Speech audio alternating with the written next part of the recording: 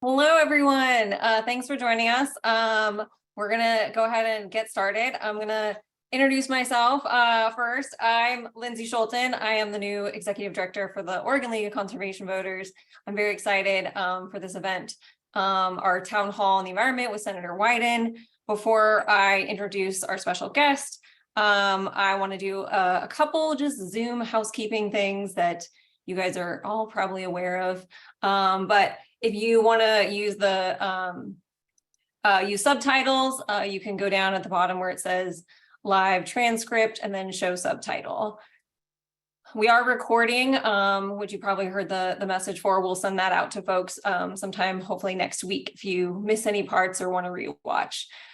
This is our agenda. You'll see that most of our time will be spent with Q&A with Senator Ron Wyden.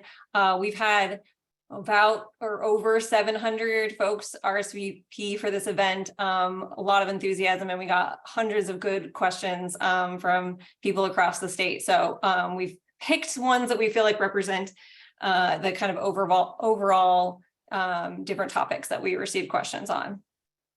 So next, I'm actually going to introduce OLCV's organizing manager, Brittany Vansitters, for our land acknowledgement.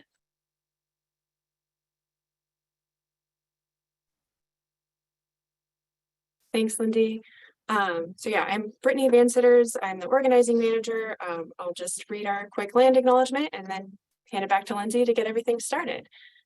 So the Oregon League of Conservation Voters works to protect the people and places on the ancestral lands of the indigenous communities who built homes, economies, and trade routes across the land we now call Oregon. We would like to honor and acknowledge Oregon's 9 federally recognized tribes who have stewarded these lands since time immemorial. The Klamath tribe of the Southern Oregon Plateau, the Burns Paiute of the High Desert East, the Coquille of Southern Oregon's coastal forests, the Confederated Tribes of Grand Ronde in the Northern Coast Range, the Cow Creek Band of Umpqua in the Southern Oregon foothills, the Confederated Tribes of Umatilla in the Blue Mountains, the Confederated Tribes of Siletz in Oregon's Northern Rainforest, the Confederated Tribes of Coos, Lower Umpqua, and Siuslaw on the windblown southern coast, and the Confederated Tribes of Warm Springs on the sunny eastern slopes of the Oregon Cascades. And we would like to recognize all other indigenous communities who have not been federally recognized. Oregon was built on broken treaties. The lasting effects of federal and state policies, both past and present, have put Native Americans at a disadvantage for hundreds of years. It is on all of us, whether we are descendants of colonizers or inhabitants of stolen land, to re-educate ourselves and each other. Together, we have the responsibility to push past recognition and demand land repatriation and reparations to sovereign tribal nations and indigenous people across this state. Thank you, Brittany. We're gonna jump right in. I have the honor of introducing our very special guest and the person you all came to see and hear from. Before I do that, I do want to say we're going to jump into questions, and if and the 2 first questions, so folks can know to get ready, are Westland City Councilor Scott Irwin and Keith Wilson. So we'll be calling on you shortly. But first, our guest is the chairman of the Senate Finance Committee, as many of you probably know. He's also the architect of the Clean Energy for America Act, which is a really innovative way to incentivize clean energy using our tax code. And it was part of the Inflation Reduction Act that passed just over 1 year ago. So I hope the senator is available and can join on camera, and we'll kick it off.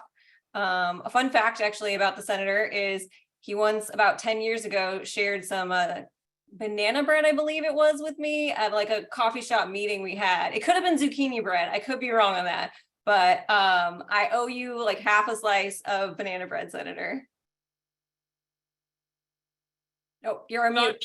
I will not charge you interest on said banana bread. We'll do it again. We'll do it again soon.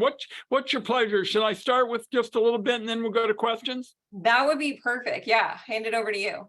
Great. Well, Lindsay, you and OLCV have really timed this one, because this is a perfect opportunity to take stock of the first anniversary of the legislation. You made mention of the clean energy tax credits. I worked on them for something like 8 years. It's the biggest investment in fighting climate change in the country's history. And obviously we've got something to celebrate. We ought to recognize we've got a tremendous amount more to do. So I want to hear from folks on that. We also have a chance for another couple of historic wins, particularly in the Oahe and with the River Democracy Act. And this August, suffice it to say, again, demonstrates the painful realities of the climate crisis and kind of all of the ways in which we're going to respond. And I think, you know, alarm bells are ringing very strongly right now with respect to what the task is at hand. I was in Lane County yesterday, and you know, people basically said the folks there have their, you know, go bags ready to go because they could have to evacuate at any time. So what we tried to do was break 40 years worth of gridlock. It was hard on climate to do it with a regulatory kind of approach. It was hard to do it with cap and trade. It was hard to do it with carbon taxes. And I said, I'm a junior member on the finance committee. I'm sitting on the mother lode, and that is using these ridiculous tax provisions, most of which subsidized fossil fuel policies from yesteryear, not even modern fossil fuel policies from yesteryear. And they were contrary to everything we needed to do in terms of renewables, because most of them had a shelf life shorter than a carton of eggs. So there was no predictability and no certainty and the like. So we spent a big chunk of time building a different kind of future, saying that we could take some bold steps in transportation and clean energy and energy efficient homes. And all of that has paid off, because in the committee, we thought we might generate about $370 billion worth of clean energy investments. And it looks like there's a decent chance to double that. So clearly the markets are responding in a positive way with respect to solar and wind and renewables and hydro. And that's some very good news. Two other quick points I want to make is back east, they call it Oregon's version of the Grand Canyon, and that's the Oahe. And thanks for the terrific art that you all are putting together that is really going to give people all over Oregon and hopefully in the country a chance to see what we're up to. And what's historic about this is we got the conservation community and the ranchers together, and we all remember the inimitable, legendary Mary Gautreaux, and this legislation, this agreement has her name all over it. And I'm sure Mary is going to lift a crystal champagne flute in heaven when we get this passed. I want to close while we're talking about champagne flutes in heaven with the River Democracy Act. This is the first ever bill to empower grassroots leaders to decide what kinds of provisions they wanted for our treasured waters. We went all over the state. OLCV was very constructive in terms of helping us get the input and the emails and the phone calls and the public forums and the virtual town halls. And what an Oregon way process, 15,000 individual nominations, 3,215 miles of designated rivers and streams, all with the goals of making sure we have clean drinking water for Oregonians, that we preserve our fishing, that we preserve our recreation economy. And if this bill's proposed rivers and streams were laid end to end, it would stretch from Astoria on the Oregon coast all the way to Boston Harbor. So let me use that little bit of politics, geography, and math all as a kind of opening salvo from my end, Lindsay, but just thanks for your good work and for all the grassroots effort, because OLCV has long demonstrated that political change hardly ever starts in government buildings and trickles down. It's almost always just the other way. It's bottoms up. So it's great to work with y'all. Well, it's great to have you. And as you already listed out a few of the things that, why we're so fortunate to have you as our senior senator here in Oregon, really are a champion for both fighting climate change. And also, I think we're excited to talk to you more about some of the conservation focused efforts that you're leading on, like River Democracy Act and protecting the Oahe Canyonlands. We got lots of questions on some of those things. So we're looking for Scott Irwin should be coming on screen if he can to ask his question. Otherwise, we can jump to the next person, Keith Wilson, and come back. Oh, here he comes. So we have Westland City Councilor Scott Irwin. If you want to come on camera and unmute and ask your question, go ahead. All right, great. Hope I sound all right. You sound great, Scott. Go to it. Okay. Thanks, Ron. Well, thank you very much for doing this, OLCV, and thank you very much for taking the time to be here, Senator. So I am a city councilor here in Westland, and I'm sure some people know, but just to run down, it's about 30,000 people. We have a very small commercial and industrial tax base, so it's mostly residential here.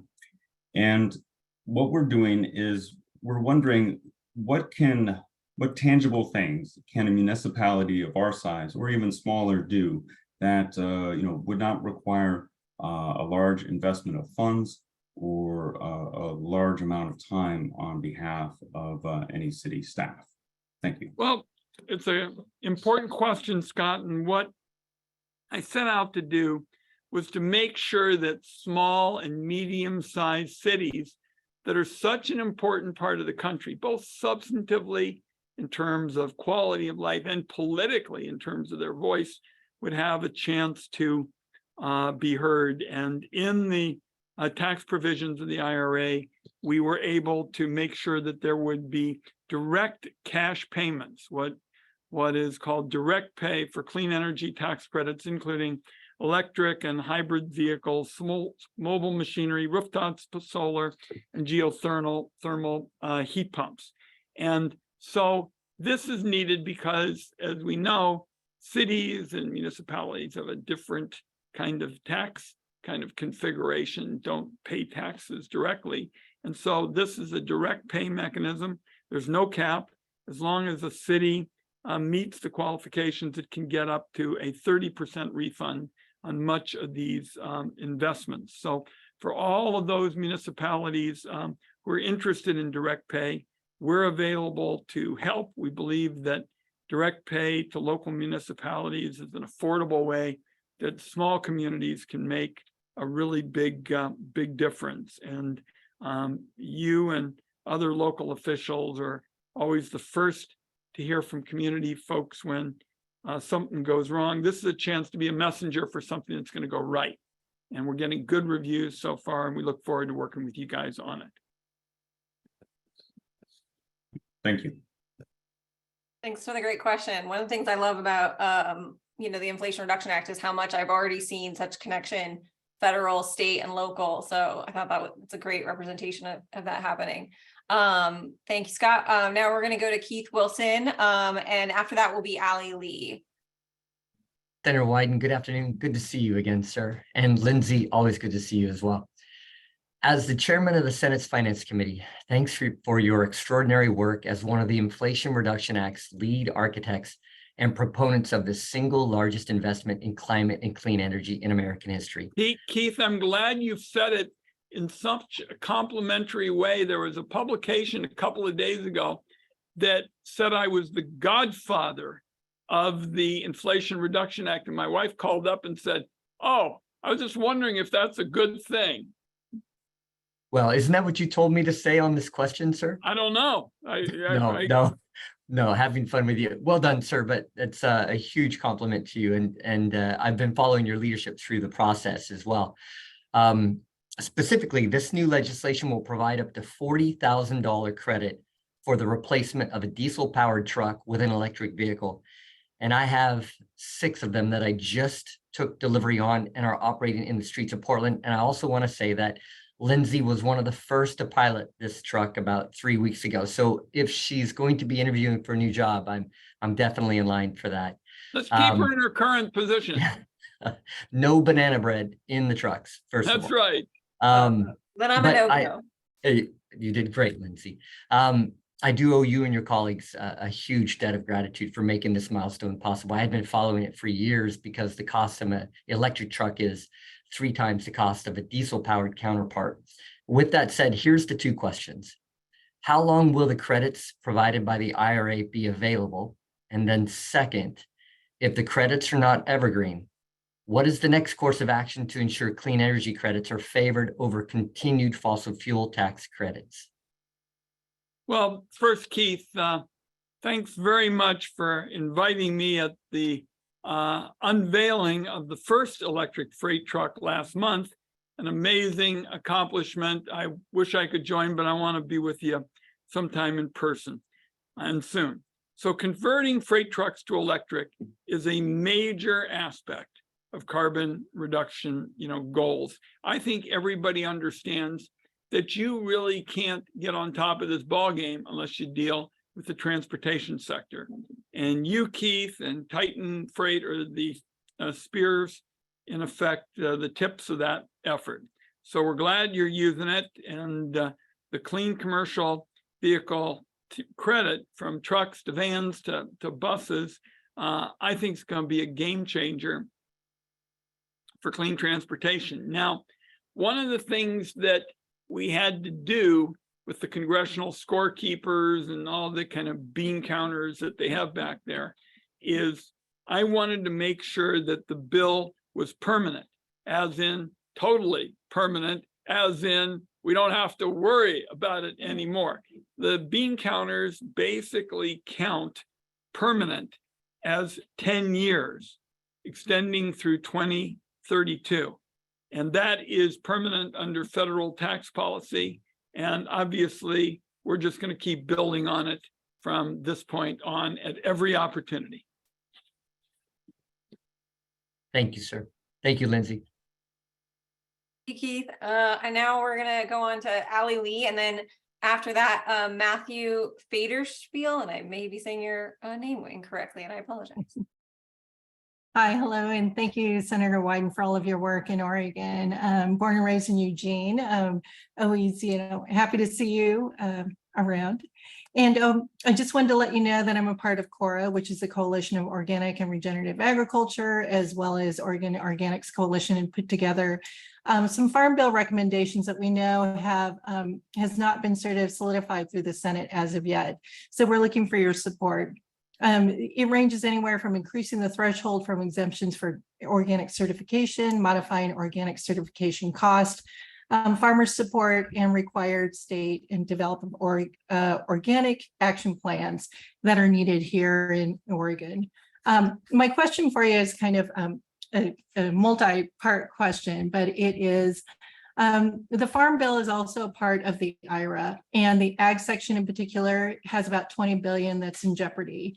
I know that they had talked about pulling that from the IRA, which would then decrease the support for farmers and rural areas in particular. So really having that in there and having your support for Oregon would be great. The Farm Bill also has a section on electrification.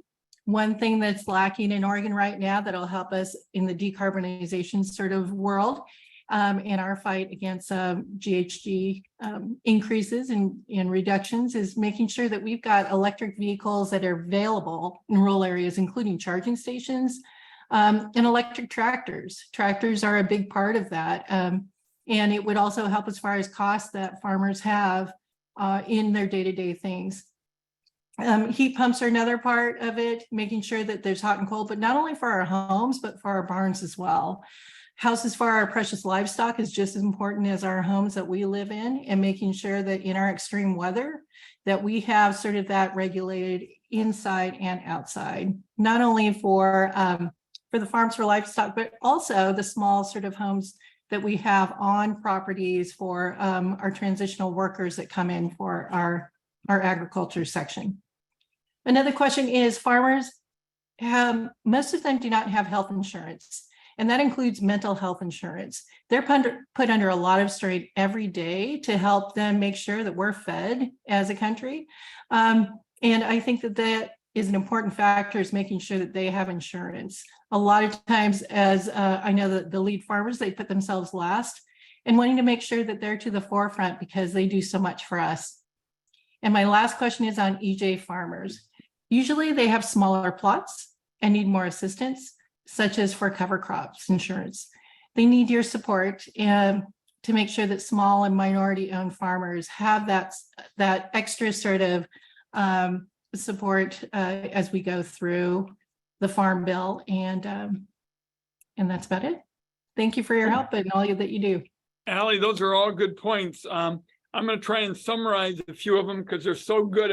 We might be here at breakfast, kind of still going through all of them, the nuances. So to start with, under the IRA, you can get tax credits for clean energy and energy efficiency up to $40,000 as a credit for electric tractors and 30% or more for solar. And there's expanded business credits for geothermal pumps.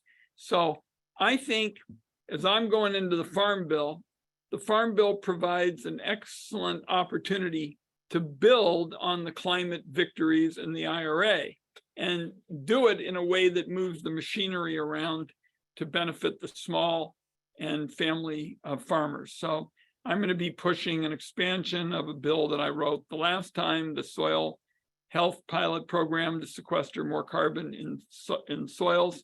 I got that passed as a pilot in the last Farm Bill. We're going to try to make sure that we can do it permanently with my Healthy Soils, Healthy Climate Act to provide farmers with the tools to sequester carbons this way. We can respond to drought, store water, increase yields, and there'll probably be other methods to help small farmers reduce carbon emissions and electrify, machinery.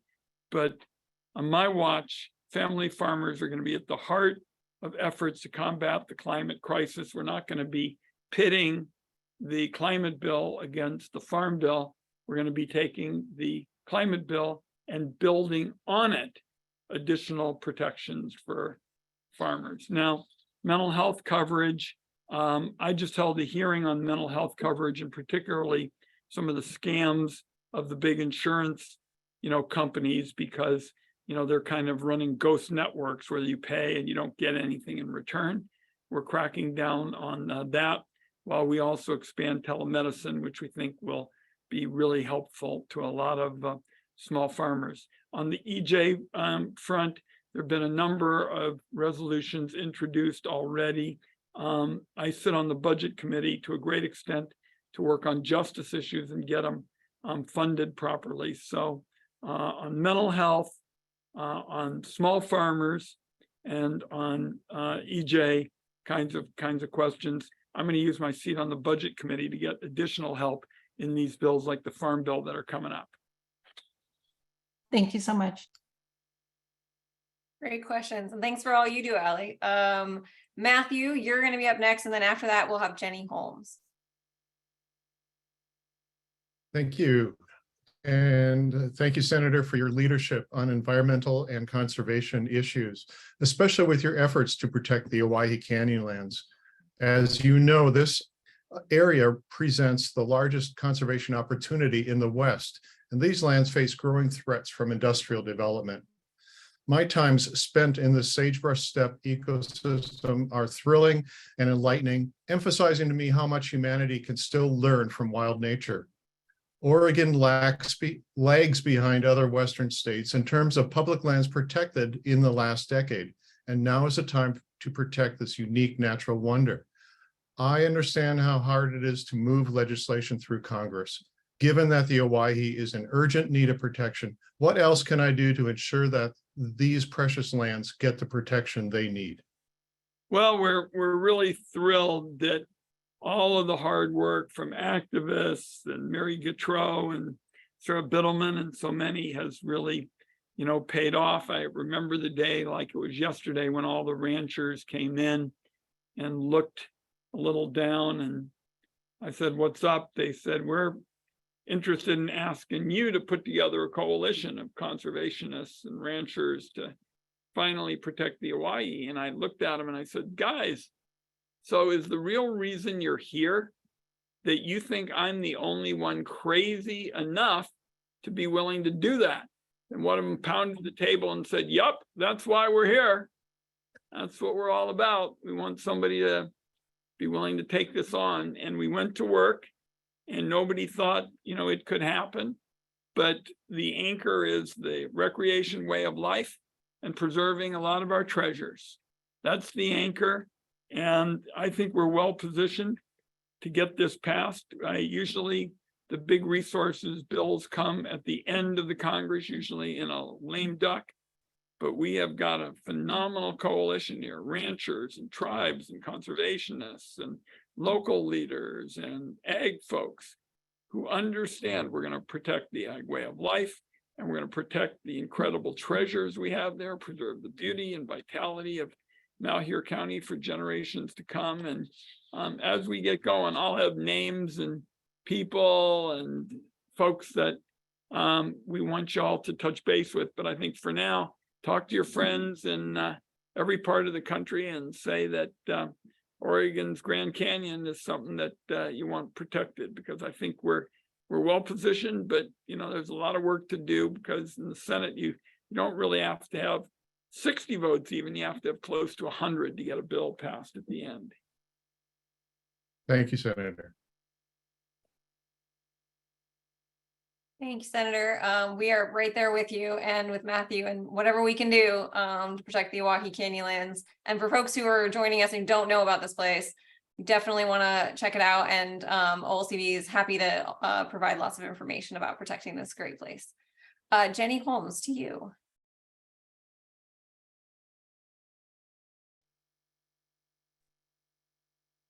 Hi there.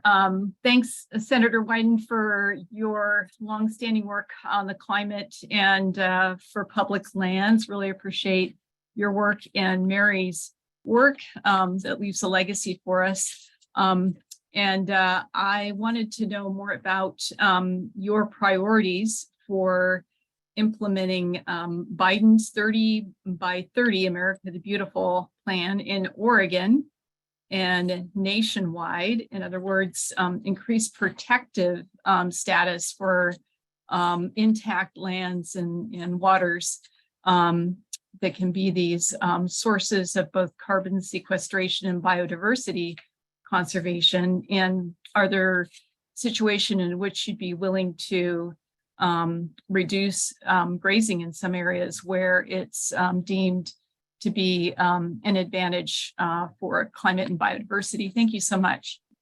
Well, I think the trick is, and this is what we did in the Oahe, is to come up with fresh policies that promote sustainability. And I think we'll build on some of the ideas in the Oahe. Also, my Oregon Recreation Enhancement Act legislation would protect hundreds of thousands of acres in Oregon that include the Molalla and Rogue National Recreation Areas, protect them from mining, and there are sensitive lands in the Kalmiopsis that you need to protect.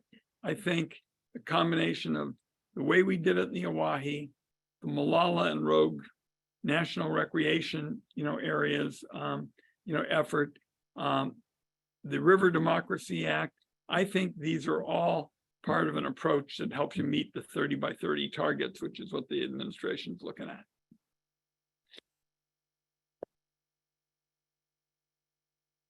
Thank you. Thank you, Jenny. And sorry I didn't do the on deck thing, but we're going to go to Eric Fernandez, and then on deck is Caleb Lay. Great, thanks for having me. Senator, thanks for being a champion for Oregon's rivers and public lands. Your bill, the River Democracy Act, you've mentioned it. It's great news for anyone who cares about clean drinking water, fish and wildlife, or all of those of us who appreciate recreating on our public lands.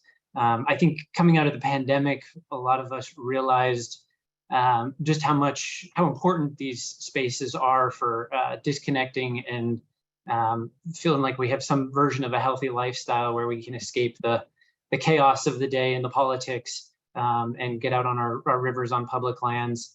So I appreciate your efforts to protect those. And Oregon has a very green reputation, and unfortunately, it's one we don't always live up to. So it's great to see really important legislation like this moving forward. So my question for you is, there are hundreds of businesses that have supported this bill, 50 breweries, all sorts of high school kids that have nominated rivers for protection, and hunters and anglers and outfitters and regular Oregonians that want to know when the bill might pass and what progress is happening on that front. And again, thank you for your work on this bill. Well, every week I try to reach out to other members, particularly on the Republican side. And I mentioned, for example, that the U.S. Forest Service thinks that this is in line with their flexibility to mitigate fire risks. That's something that a lot of members, ask about. We have fire buffer zones. I think going to be a historic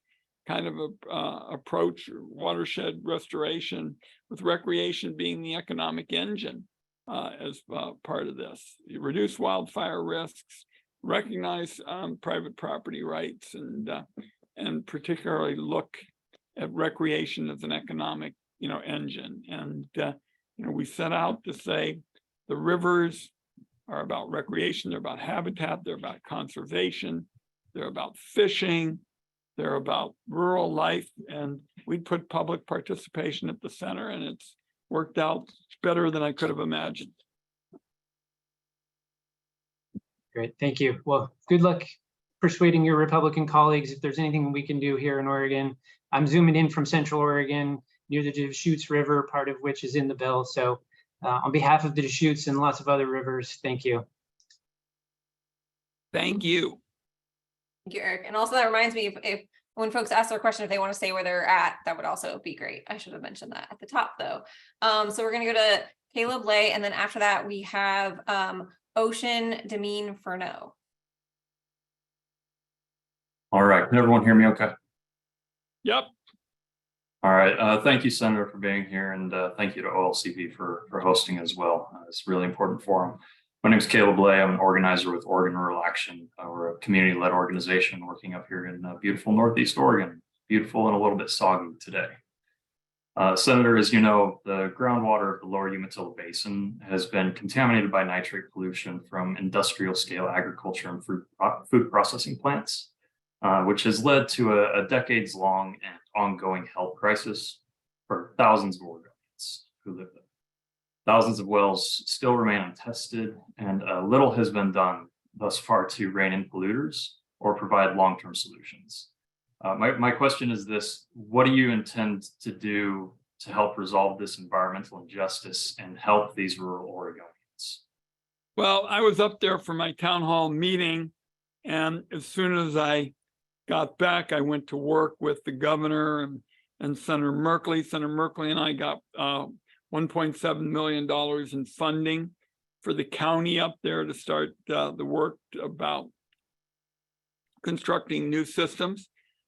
You've got a challenging situation because you really don't have the kind of federal connection, the federal sort of nexus with the lands up there being mostly private land. So the governor's named a team to focus on contaminated water in the lower part of the basin, and we're working with them to get water testing and respond to the immediate needs of families. And to me, you have to start with the proposition that a country as strong and good as ours, clearly needs to make sure its citizens can get clean drinking water.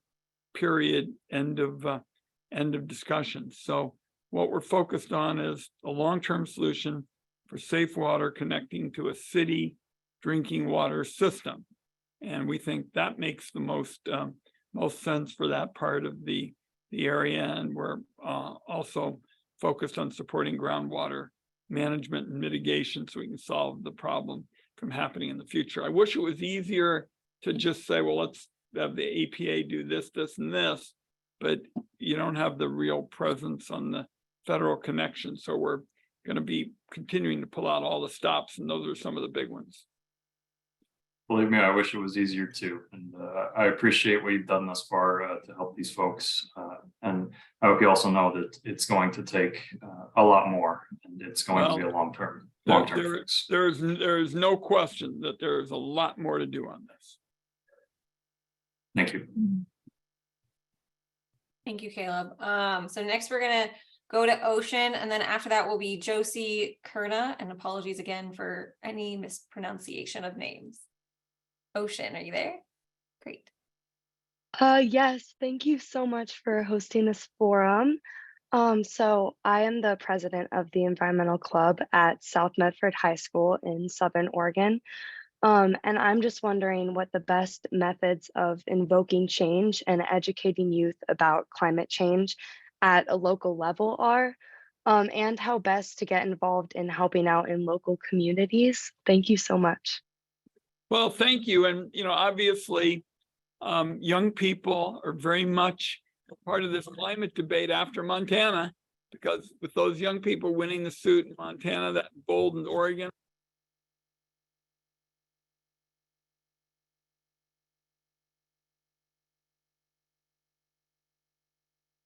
A sealed, dire, kind of climate future. And that was the point of the legislation that I wrote that you heard me talk about earlier, the biggest climate investment in the country's history. And I did it to a great extent because I heard from so many young Oregonians.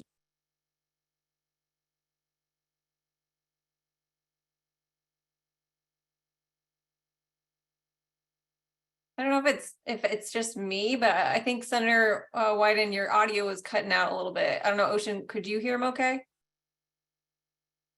It cut out a bit for me as well. Okay, I just want to make sure it wasn't just me. So maybe, oh, we still can't hear you. No, we can't hear you.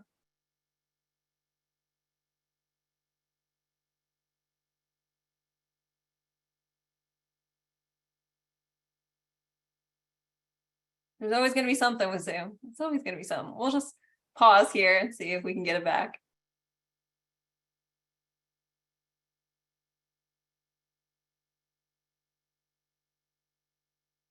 No, we can't hear you.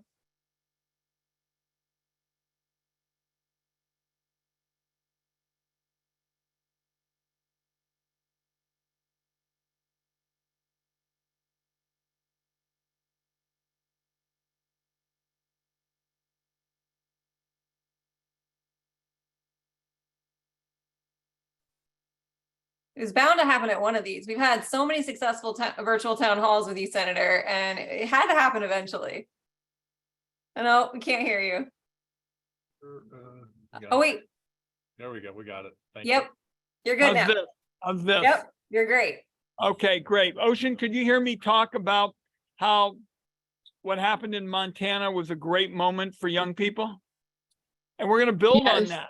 Oregon is already all fired up. There are other parts of the country that feel the same way. And I think you take that in terms of young people pushing from outside the system, people like me as chairman of the Finance Commission, pushing in terms of the inside of the system, the biggest investment in fighting climate change in American history. We'll be starting our Listening to the Future programs for high school students again. In the high schools across Oregon to get people involved. And you got other ideas beyond those three, we'll take them. Thank you so much. Thank you. Thank you, Ocean, and for all your early activism on this. So we're going to go to Josie next. And after Josie, just so they can get ready, is Meg Bowman. Go ahead, Josie. Okay. First, I want to thank you, Senator Wyden, for championing climate issues. I attended the Eastern Oregon Economic Development Conference where I heard you speak in person on the topic. I went to the forestry tour of the mills there. My name is Josie Kerner, and I'm a small forest owner in the foothills of the Coastal Range in Washington County. So my question is this. Many people on this call have submitted rulemaking comments for the U.S. Forest Service and BLM lands about protecting both old growth and mature trees. Now that millions of acres of forest land have been lost to wildfires worldwide, will you commit to saving our most efficient carbon capturing and wildfire resistant mature and old growth trees from all clear cut logging on federal lands, forest lands? Well, Josie, clearly much more needs to be done to protect old growth forests, to make sure they're conserved and protected. I think that's begun with this effort to build the inventory to make it clear where these treasures are, and that's part of the old growth executive inventory, and that's going to give us data we need to have a science-based approach to old growth protection that includes managing, wildlife. To me, it's kind of like building a toolbox, an old growth and special lands kind of, toolbox, because we got 175,000 square miles of, old growth. Prescribed fire has played a role in reducing wildfire risk, and we've had native tribes using it for centuries. So we're all in on this kind of effort to make sure that we restore the old growth and protect other carbon-rich, mature forests, and we use all the potential tools to protect this treasure from the threats. So the answer, I'm wondering about the clear-cut logging that are in those areas. Can we just have selective thinning exclusively for forest health in those areas in order to ensure that U.S. can meet our global greenhouse gas emission reduction commitments?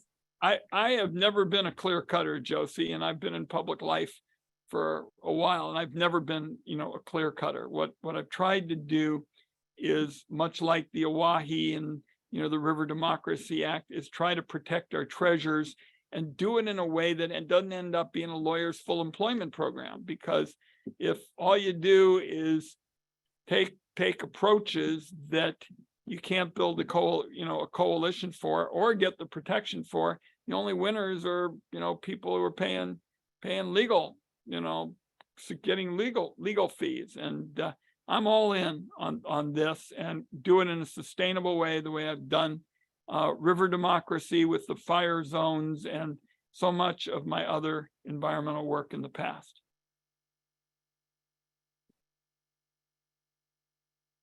Thank you very much. Thank you, Josie. So we're going to go to Meg Bowman, and then after Meg or Margaret, Joe Stanger. I'll go with Meg today. Greetings, Senator Wyden. I'm grateful to you for your climate work.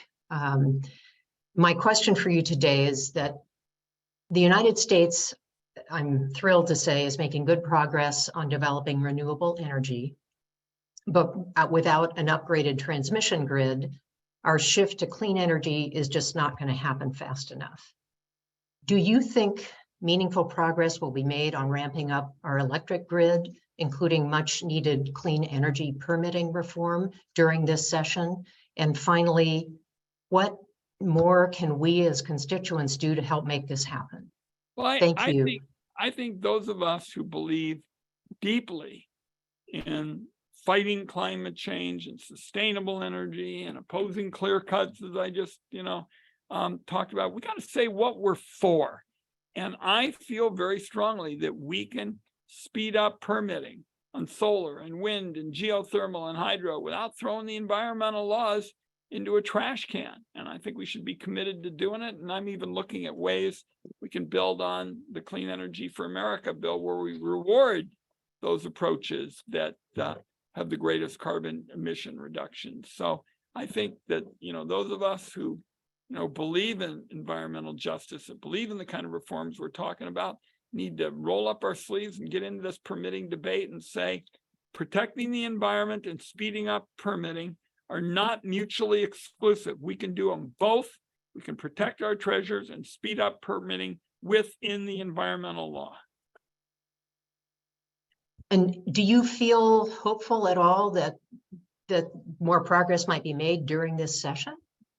Well, I think obviously we're heading into the election season, but I see no reason why those of us who believe, deeply in this kind of proposition that we want to speed up renewable permitting, protect our treasures, move ahead with the clean energy implementation, that we can't do those, simultaneously. This isn't, much more than the walk and chew gum at the same time deal.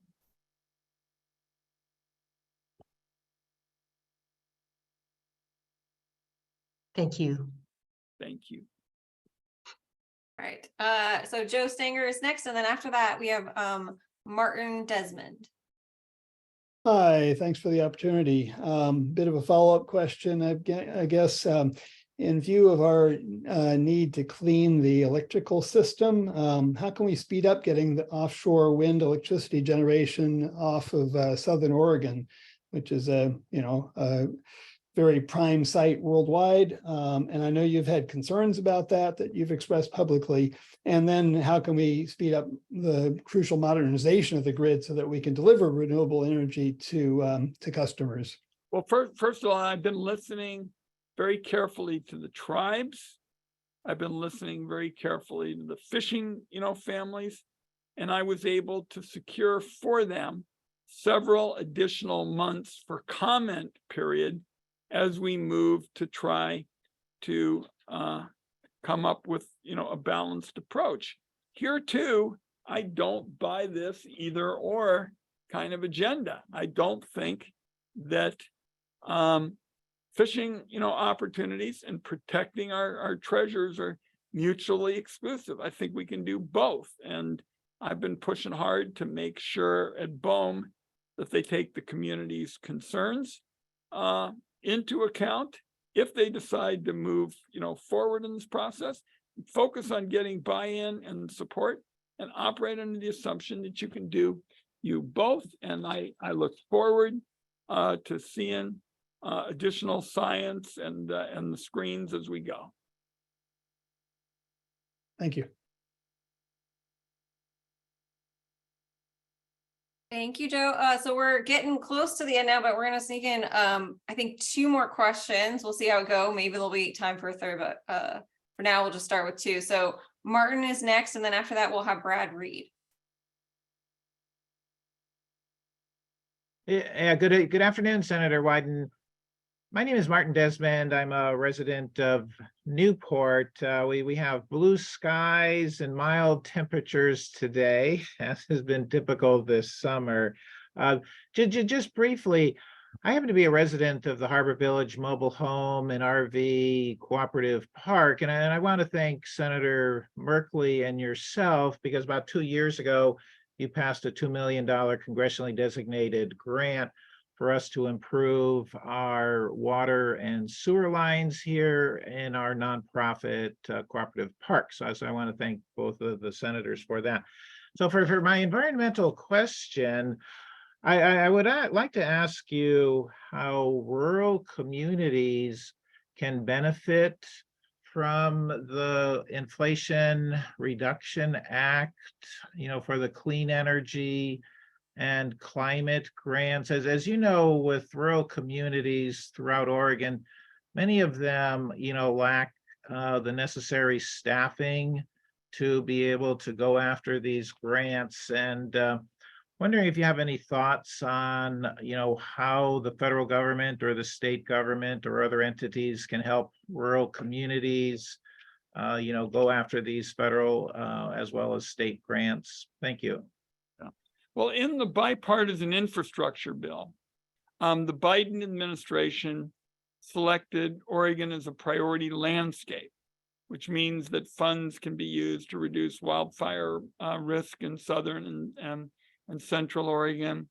They can be used for restoring salmon habitat to reduce invasive weeds. And the IRA also allows the cities and the counties and the co-ops to directly access the clean energy tax credits, as I talked about earlier, with direct pay. So there are a variety of ways rural communities can invest in a very sustainable and very different, futures. So there's extra tax credits for electric and hybrid farm equipment. I heard about that on the coast just in the last couple of days. So I think these kinds of approaches plus targeting EV charging tax credits in rural areas are really the sensible steps for the future.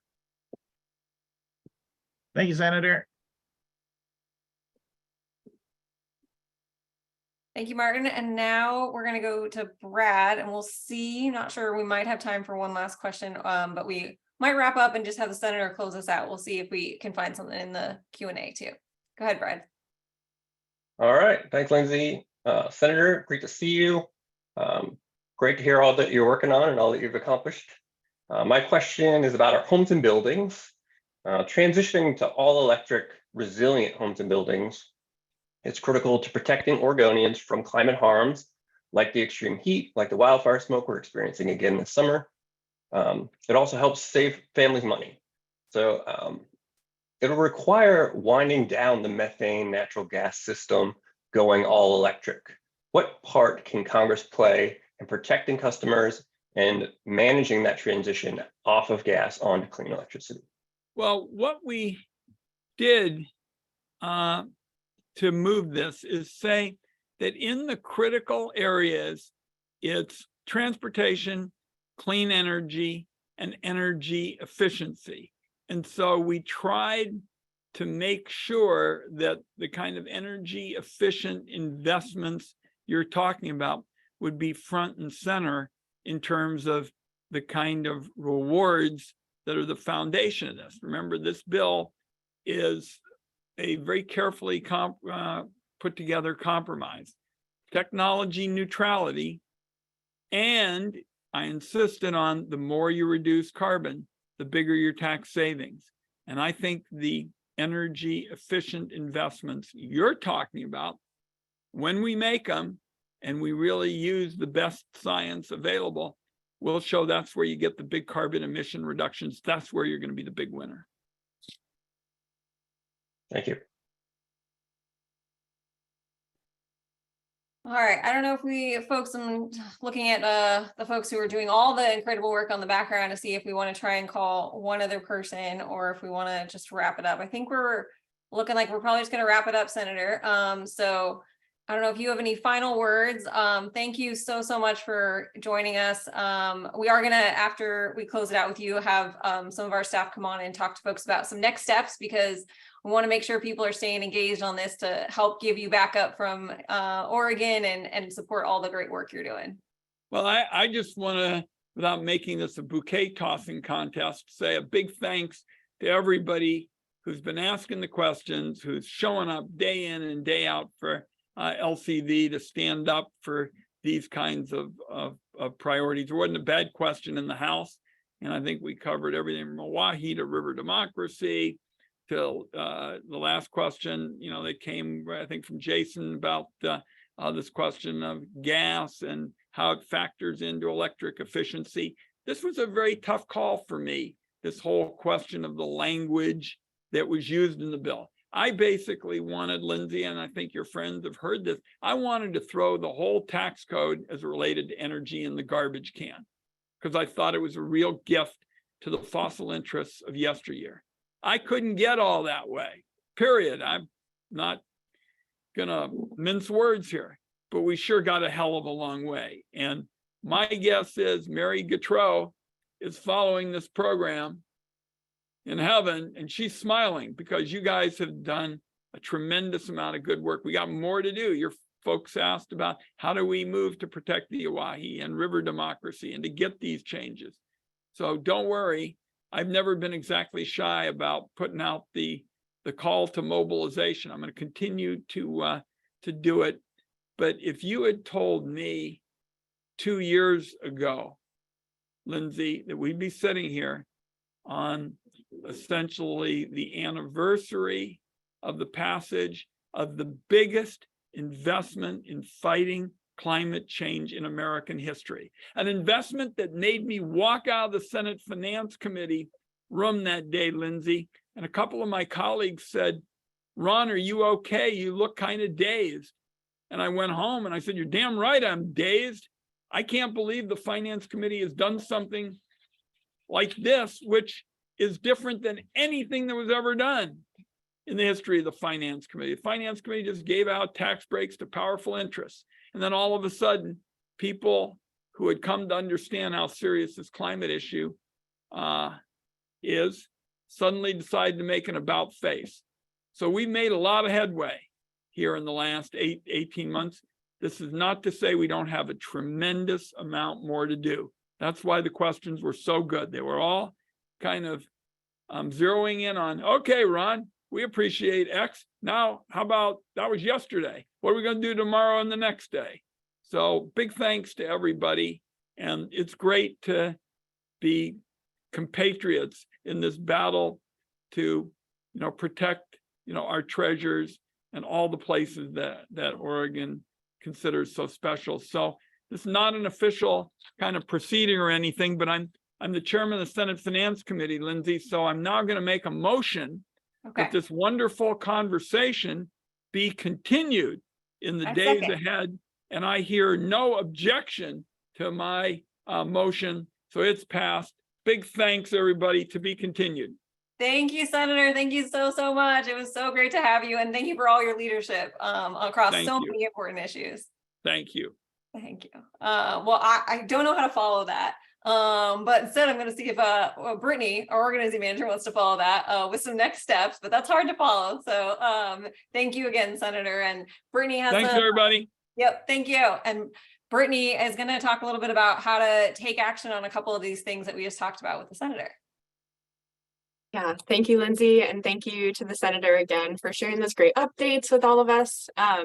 So to keep the momentum going on all these campaigns for permanent protection for the Oahe Canyon lands and to celebrate the 1-year anniversary of the passage of the Inflation Reduction Act and everything else we talked about today, we really need the help of everyone on this call. The best way that you can support the progress on any of the topics we covered today is writing a letter to the editor at your local newspaper and or the Oregonian, an LTE, a letter to the editor. They're really brief. They're like 200 words from community members, just like everyone on this call. And they really allow you to share your thoughts and opinions about the issues that you care most about, what's going on in your community.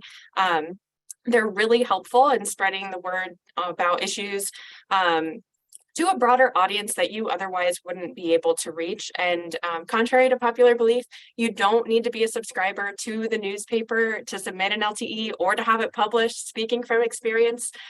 So I encourage everyone on this call to write a quick 200 words about an issue they care about. OLCV does have toolkits available. We also have talking points that we can drop into the chat now.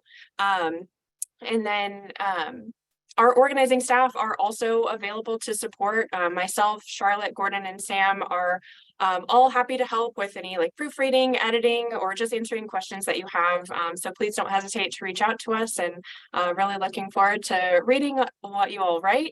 And then just to close out this whole event, I want to say thank you again to Senator Wyden. Thank you to Senator Wyden's staff and the rest of the OLCV team behind the scenes here, and Lindsay for being our MC. And then thanks to everyone for joining us today. We really appreciate it, and hope you have a great rest of your afternoon.